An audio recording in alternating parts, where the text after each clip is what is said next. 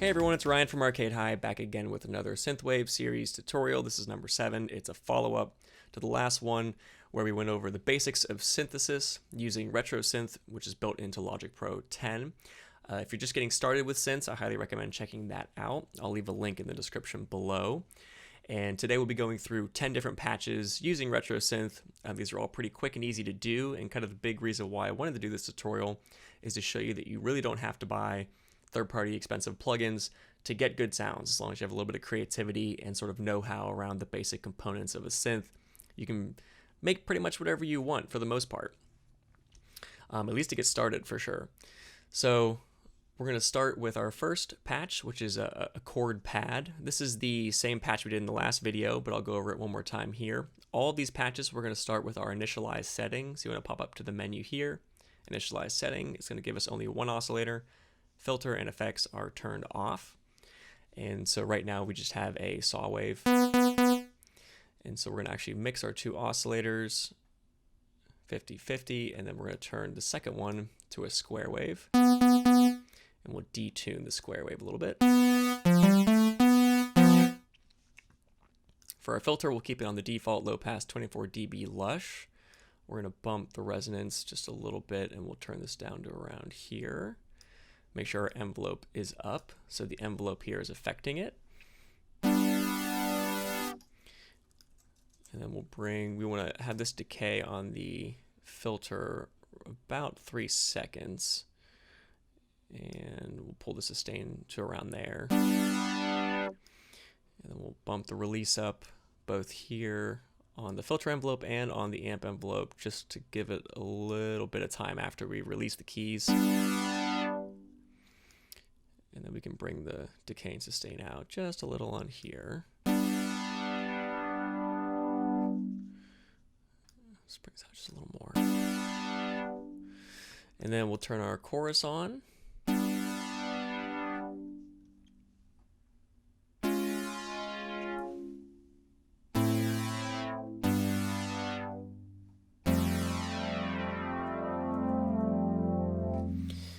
And then we're going to bump our sine level up just to thicken the sound up a little bit.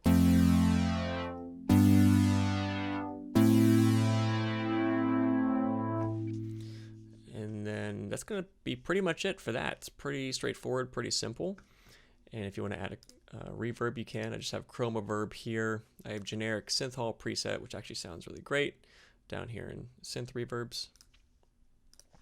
And then if you'd like, you can add some delay as well. Here's the tape delay. You can check out the settings there.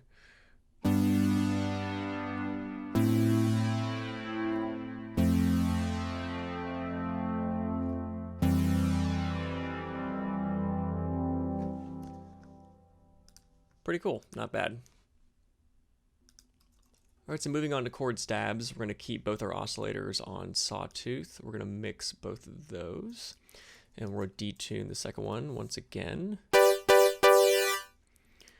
And we're going to change our filter, make sure to turn it on, change our filter over to the 24 dB edgy low pass. We'll bring this up around here. Make sure our envelope is up. And we'll bring this down to around around 2 seconds for decay, and sustain around that 0.48. And we can adjust this kind of the same as the last one. This is very similar to the last one. We're only going to move our filter envelope out for the release. We'll keep the amp envelope short because we want this to be stabby. Add a little bit of chorus for some flavor. And then once again, reverb. I just have the generic synth hall here. And then if you want to add some delay, here are those settings here. These are a little bit different than the last one. And actually, let's make sure we turn our vibrato up so we get some nice vibrato.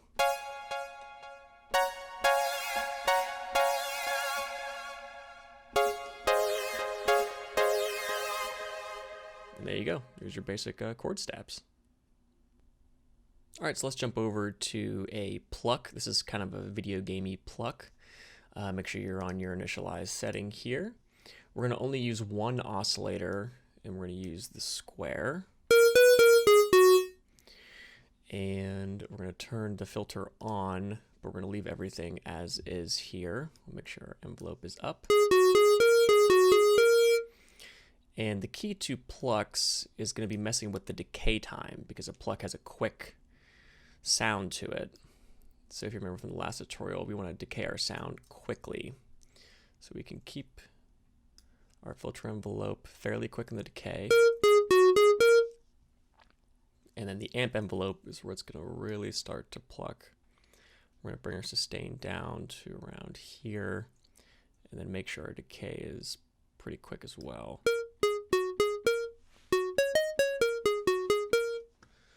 Which seems pretty standard sounding, because you're pretty much done with the actual patch, but then when you add some reverb and tape delay, it can kind of get dreamy. And then for extra fun, if you go over here, click on MIDI FX and then arpeggiator, you can just hold notes and it will just actually start playing arpeggiated lines for you.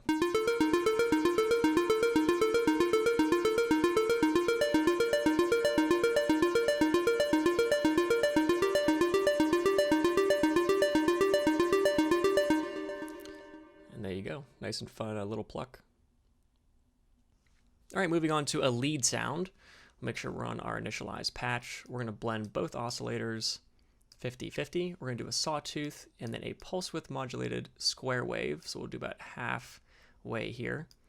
We'll detune the square wave a bit, make sure our vibrato is up, because we'll definitely want that for our lead sound. For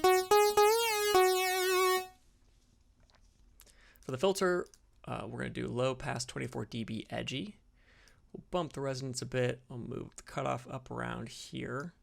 Make sure the envelope is turned all the way up, and we'll give it a little bit of movement. Bring this out to around 2.5 seconds decay, sustain around halfway or so. And then we'll turn our sine level up to thicken it up a little bit. Add a tiny bit of chorus. It'll be pretty subtle because we already have our detuning. And we're going to also check out this guy here, this glide. Now if we turn this on, what this will do is it's going to basically glide or bend our notes from one to the other depending on where we're going up and down. And it'll all kind of depend on the mode you choose as to whether it's all oscillators, only oscillator 2, etc.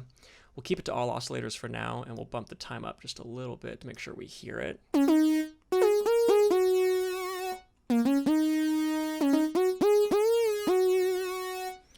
Make sure it's not too much, just a little touch. And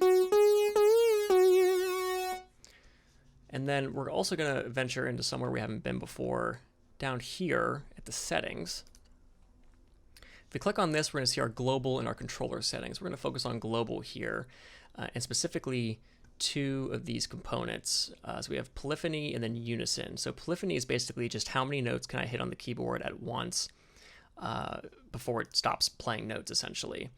And so if I come down to mono, I can only play one note at a time. If I try to play two, it's only going to play one of them.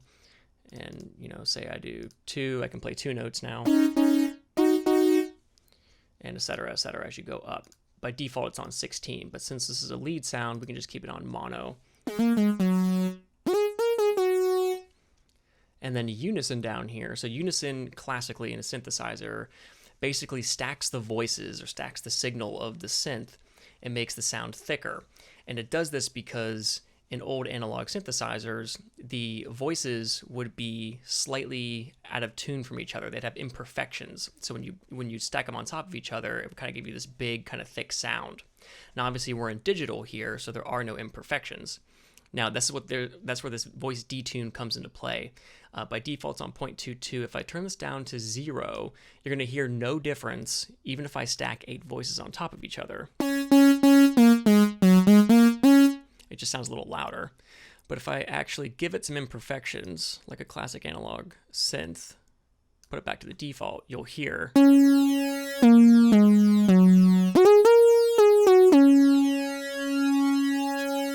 And that's kind of what unison sounds like. So we're going to actually put this on 4, and we're going to hop out of here now. Just click on settings again. And to kind of get rid of a little bit of that kind of like initial kind of punch, we're going to move our amp envelope, the attack, and you'll see this done on a couple of the patches we do here. Just going to move this out just slightly, and you'll hear kind of a difference. It kind of softens it up a bit.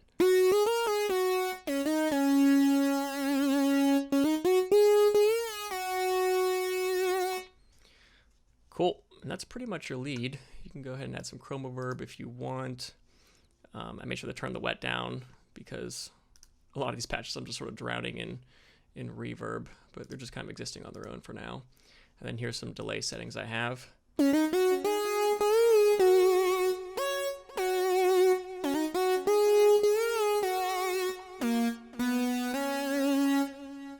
Cool, you got your basic lead there. All right, jumping over to Super Saw Pad. This is an extremely simple patch, but don't sleep on this one. This one can sound really big in your mix. Sometimes the simplest patches can sound the best. So make sure to start with your initialized patch. We're going to only use one oscillator on a saw wave. We're not even going to use the filter at all. And we're going to jump over to our settings for global, and we're going to change our unison to 8 voices so we get this big sound. And then, like the previous patch, we're going to adjust our attack on the amp envelope to alleviate some of that detuning sound, that initial kind of pop. And then that's going to be pretty much it. Bring up your sine level a little bit, give it a little bit of a thickness. Add a little bit of chroma verb if you'd like, and there you go.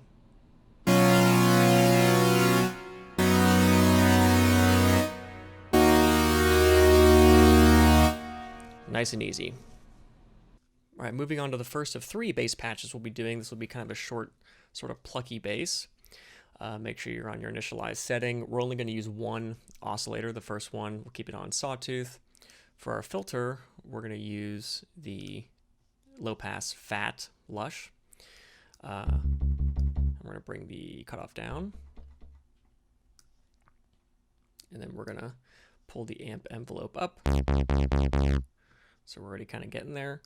We'll bring the filter envelope down, and you can kind of play with this to get some different sounds. We'll keep it here for now. And then all you really got to do from here, we can adjust our amp envelope a little bit if you'd like. And then under settings, we'll turn this to mono because we're just going to be hitting one note at a time. And then we can bump our unison up to 4 voices. And then if you want a little bit more plucky sound, you can kind of move the decay in, sustain down.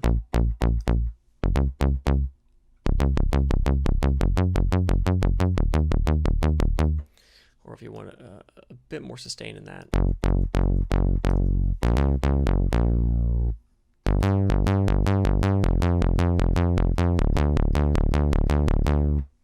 And that's your basic bass patch, plucky bass. All right, moving on to our second bass, we're going to be doing a sustained bass, kind of like a moving, almost growly bass. And make sure you're on your initialized setting. We're going to do both oscillators 50-50, split them square and square. And we can detune the one just slightly here. And we're going to do low pass, lush, fat. We'll bring this all the way down. Make sure our envelope attaches to the filter here. And because we want this sustained, we're going to pull this out to about 4 seconds or so.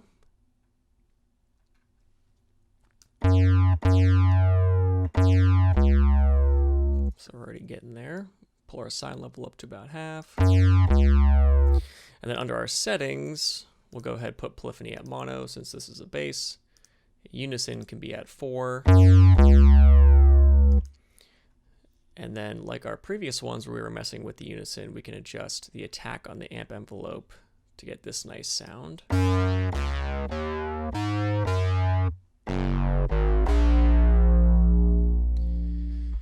then one fun thing that will really add some flavor to the sound is this shape modulation knob. Now, if we turn this all the way up to filter envelope, what this will do is it'll take our pulse width modulation of our square wave here on oscillator 1, and it's going to essentially be moving this knob around, you know, from whatever starting point here down to here based on our filter envelope. And so you get this sound.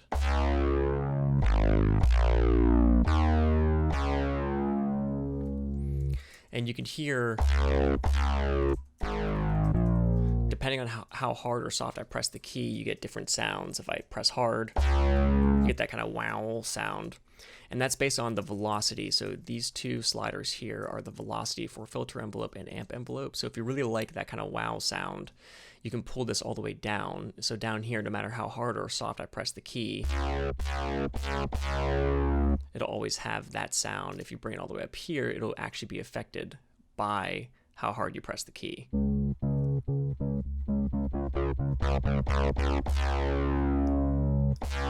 You can kind of put it in the middle here for sort of the best of both worlds. And then if you really want to kind of get dirty with it, you can bring the semitones down of the second oscillator to an octave down, so -12, and you'll probably want to pull the oscillator mix up toward oscillator 1 a bit.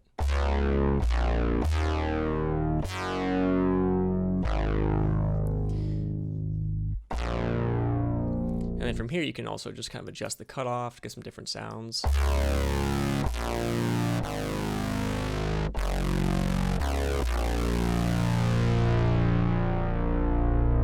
And there you go, you kind of got a bit of a growly moving bass. All right, so now we're going to do our third and final bass, which is something I like to call the Sine Fatty bass. And we're going to take a little journey over to our sync tab. I know I mentioned we were only doing analog, but I'll touch on this here briefly. And so essentially what sync does in a synthesizer is it forces one oscillator, here our second oscillator, to stay in pitch with the first oscillator. And so we'll blend our oscillators here so we can hear it. And so this sync knob is actually going to affect the start point of the wave shape on both oscillators. And so it sounds like this as you move it.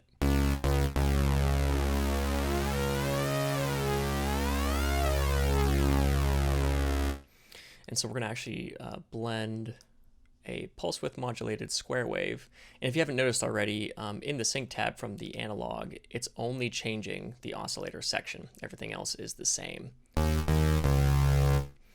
And for our filter, we're going to do something a little different. We're going to do bandpass 6 dB sharp, and that's going to cut out the lows and the highs. And we'll turn our envelope up.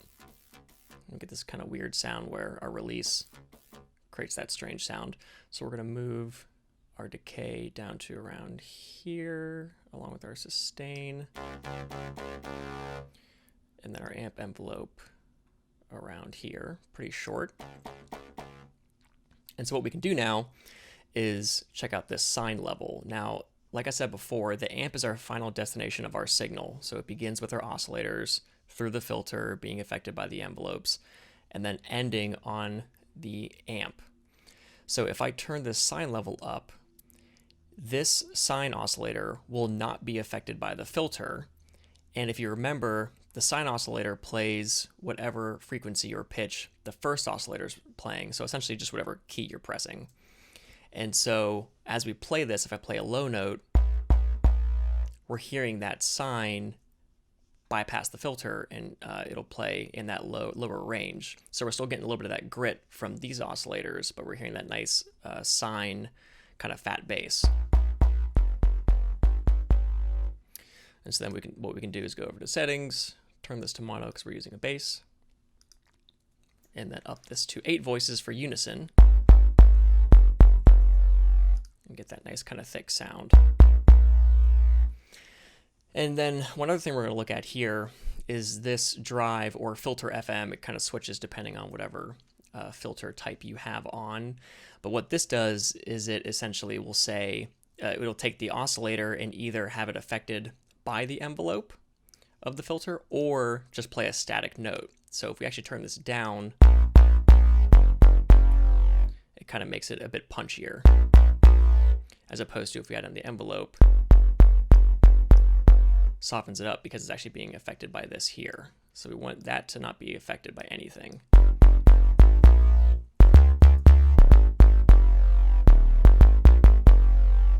And then of course you can play with your envelope types, or excuse me, the filter types if you'd like. So if you want to try like a high pass and then still let the sine through, but let a little bit more of that frequency content up at the top from the grit from these oscillators.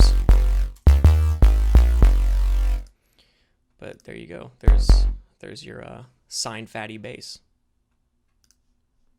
All right, so now we're going to get into a couple effects for our final two, and we're going to start with a riser. And so I didn't talk about this in the last video, but we have this little squiggly line here in this wave shape. It's just a noise generator. It just generates noise. And so we're going to keep it on oscillator 1 just for that noise. For our filter, we'll keep it on the low pass 24 dB lush. Make sure it's connected to our envelope. And we're going to pull the cutoff down to around here.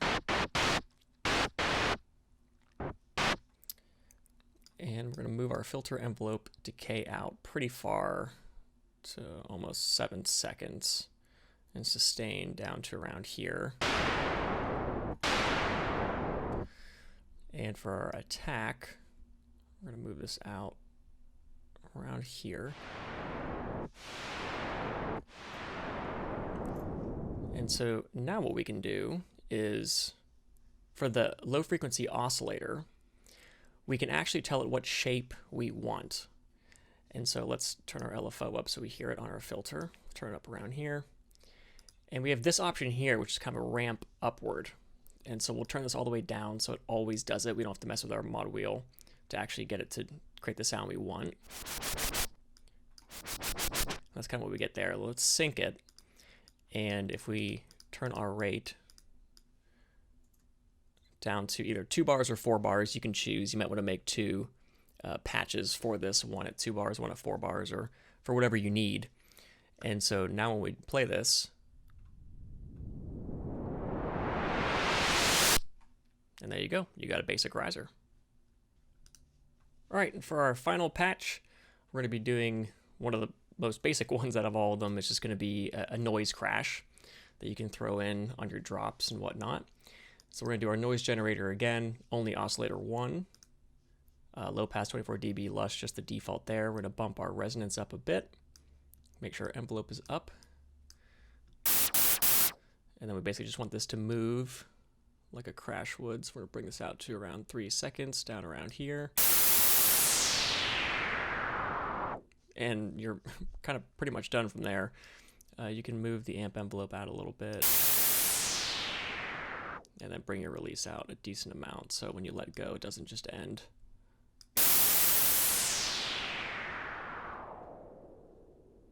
There you go, there's your noise crash. Alright, so there you have it, 10 patches that are quick, easy, and sound pretty good. So I put together this 1-minute doodle track thing that I did a quick mix on that showcases all those patches, and I have a few others in here that are sort of variations of those.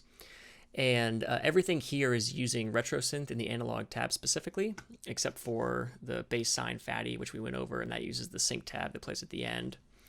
And if you're wondering what this chord loop sample is, this is actually just a sample of this chord pad here. I just liked it and grabbed it and looped it out. The drums are also built into Logic. This is using the Drum Machine Designer, the Video Star kit specifically, that I then just by hand crafted the drums. And so we'll go ahead and play this. You can kind of hear what those patches can get you.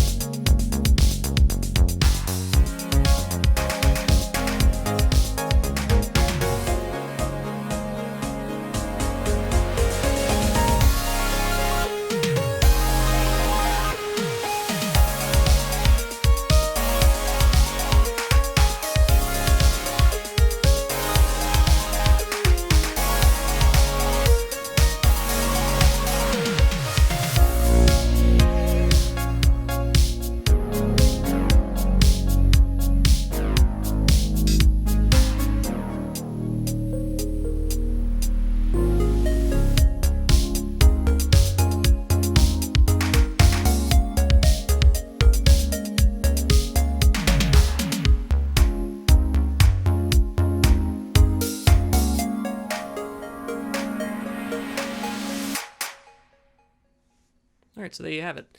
You may have been wondering, you heard some sounds in there, some weird filter sweeps and whatnot going on. And so that'll be for next week, or next video rather, when we go over automation, the super useful but ever dreaded automation. And that's what this all is here. And looking at this is pretty tame compared to a lot of our tracks. But we'll learn how much automation can really add life to your track. But that'll be for next time. So if you like the video, please give it a thumbs up. Go ahead and subscribe if you're enjoying the channel. We'll be doing more videos here soon. And until next time, enjoy the rest of your day. Stay rad.